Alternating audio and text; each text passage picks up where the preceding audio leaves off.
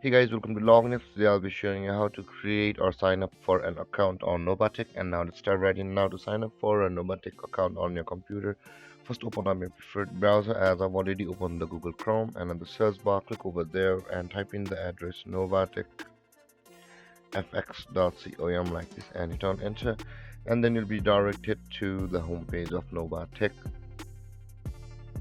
where you'll be able to sign up for it. But guys, you can see we are on the sign up page of the Novatech. Just scroll down, and on this panel at the left side, if you just scroll down with your mouse and go there, there is the get started button available for us. Simply click on that get started button first in order to proceed to the sign up procedure. And over here guys, let's let this page load.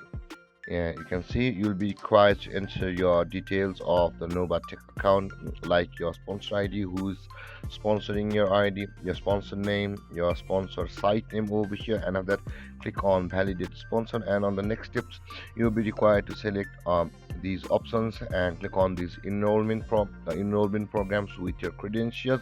Just go through these steps and your account will be Novatech will be created momentarily.